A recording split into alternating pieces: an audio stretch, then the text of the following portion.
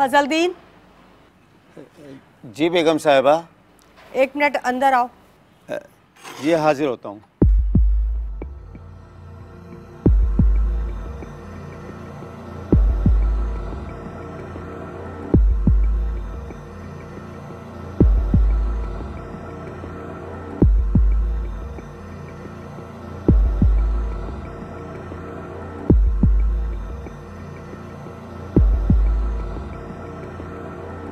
जी बेगम साहिबा।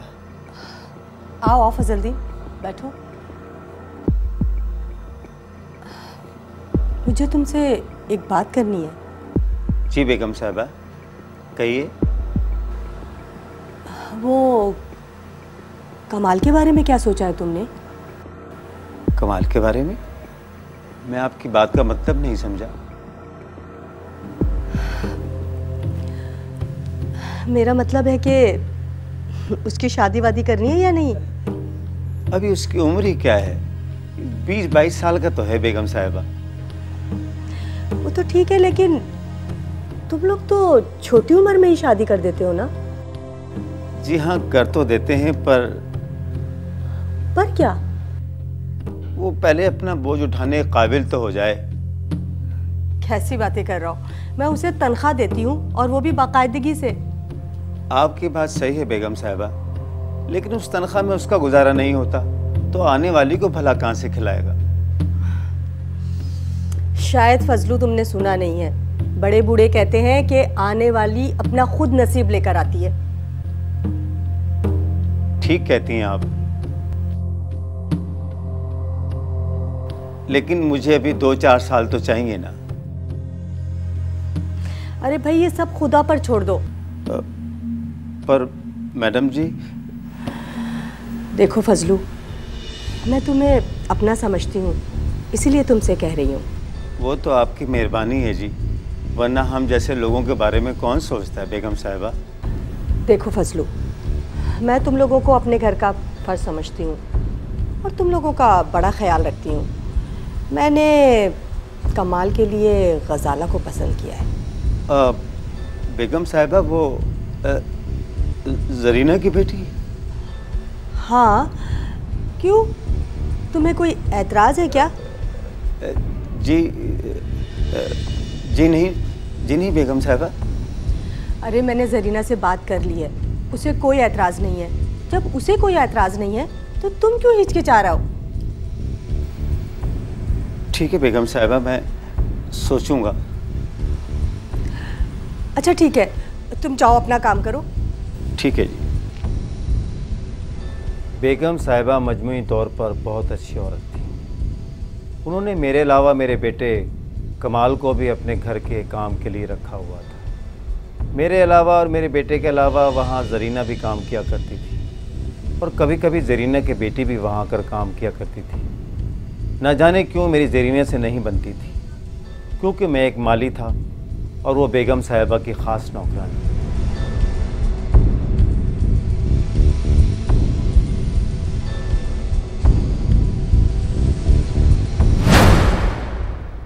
और बेटा, पेपर कब है तुम्हारे? मॉम 1-2 दिन में आई थिंक। 1-2 दिन में? और तुम बैठे हुए टीवी देख रहे हो, कब तैयारी करोगे? वो मैं कर लूँगा, after I am genius you know. ओफो, मैं चाह रही हूँ कि तुम जल्दी से मास्टर करो और मैं तुम्हें भी बाहर भेजूँ।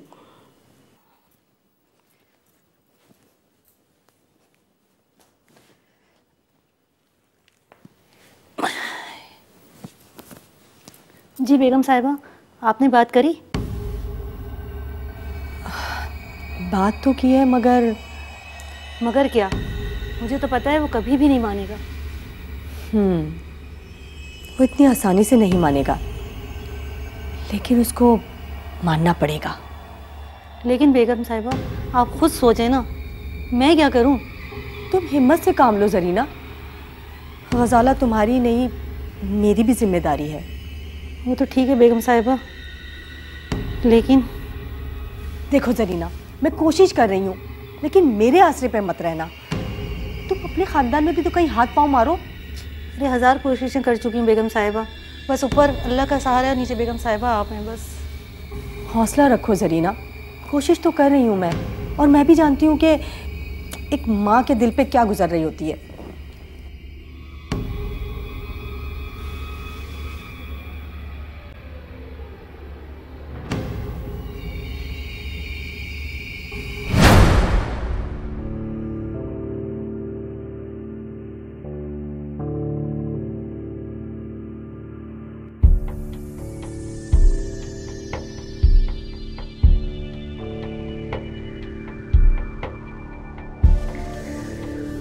क्या बात है फजलदीन, किन सोचों में गुम हो?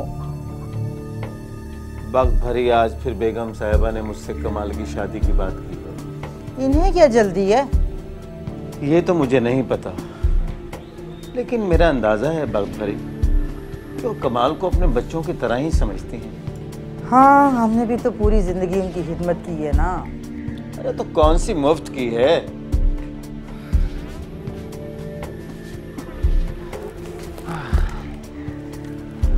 किसकी बात हो रही है अब्बा? अरे वही मैडम अफरोज की बात हो रही है कमाल। अरे हाँ अब्बा, पता है बीवी जी ने बुला के मुझे आज क्या कहा? क्या कहा? कह रही थी कि मुझे नर्सरी खुलवा के देंगी। नर्सरी? हाँ, ये भी कह रही थी कि मुझे पैसे और जगह का बंदोबस्त भी करके देंगी। लेकिन क्या? पूरी बात बताओ। कह रही थी कि गजाला से शादी कर लो। फिर तूने क्या कहा? मैं क्या कहता, मैं तो खुश ही इतना हो गया था। मैंने भी कह दिया बीवी जी जैसी आपकी मर्जी। तुझे शर्म नहीं आई? माँ बाप के होते हुए शादी की बात तय कर ली हैं? और बीवी जी तो कह रही थी कि आपसे बात कर ली है। ये मुझे कुछ ठीक नहीं लग रहा फजलदीन। मेरी समझ में नहीं आता कि ये बेगम साहिबा मुझसे गलत बयानी क्यों कर रही हैं। गलत बयानी? तू छोड़, अब मुझे कुछ सोचने दे।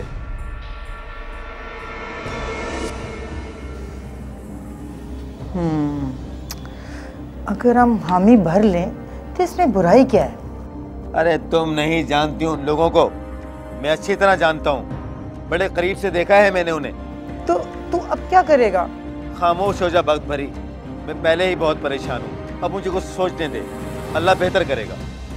कमाल ने अपनी अक्ल के मुताबिक बेगम साहिबा के सामने हाँ भर ली थी और हमारे लिए मुश्किलात पैदा कर दी थी, क्योंकि बेगम साहिबा ये कहा करती थीं कि जब तुम्हारे बेटे को कोई एतराज़ नहीं है तो तुम्हें क्यों एतराज़ है।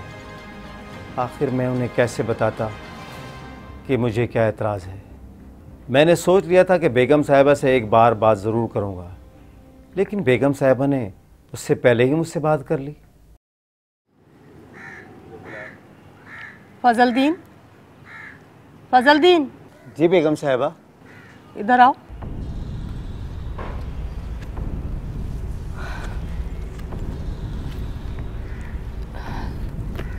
एक बात करना चाह रही थी तुमसे। अरे नीचे क्यों बैठ रहा हो, ऊपर बैठो। बैठो, कोई बात नहीं, ऊपर बैठ जाओ। शुक्रिया बेगम साहिबा। जी कहिए। वो कमाल से बात की थी मैंने रिश्ते के सिलसिले में, उसे कोई एतराज़ नहीं है। मैं चाहती हूँ कि तुम और जरीना दोनों ही इस फ़र्ज से सुबुकदोश हो जाओ। ठीक है बेगम साहिबा, होगा तो वही जैसा आप चाहेंगी, लेकिन इतनी जल्दी क्या है? तुम लड़के वाले हो ना, इसीलिए ऐसा सोच रहे हो। जिनकी बेटियां हैं उनसे पूछो। अब किस सोच में पड़ गए? बेगम साहिबा, मुझे कुछ ठीक नहीं लग रहा। क्या ठीक नहीं लगा? क्या मतलब है तुम्हारा? हैरत है, मैं तुम्हारे भले के लिए कह रही हूँ और तुम्हारे शक ही ख़त्म नहीं हो रहे। नहीं बेगम साहिबा, ऐसी कोई बात नहीं है। तो फिर क्या बात है? बात यह है कि मेरे ख़ानदान में कुछ ऐसे लड़के हैं जो खाते पीते घराने से ताल्लुक़ रखते हैं। आप अगर कहें तो मैं उनसे बात कर लूँ। मत बताओ मुझे, मैं सब जानती हूँ। और तुम्हें नहीं करना ना तो साफ साफ मना कर दो, इनकार कर दो। नहीं नहीं, ऐसी बात नहीं है बेगम साहिबा। मेरा मतलब यह है कि मुझे 6-7 माह तो चाहिए शादी की तैयारी के लिए। अच्छा, अब क्या मुझे लिख के देना पड़ेगा कि दोनों तरफ का खर्चा मैं बर्दाश्त करूँगी? ऐसा करो कि अगले हफ्ते निकाह कर लो और चाहो तो 2 दिन के बाद वलीमा रख लेना, सारा खर्चा मैं दूंगी।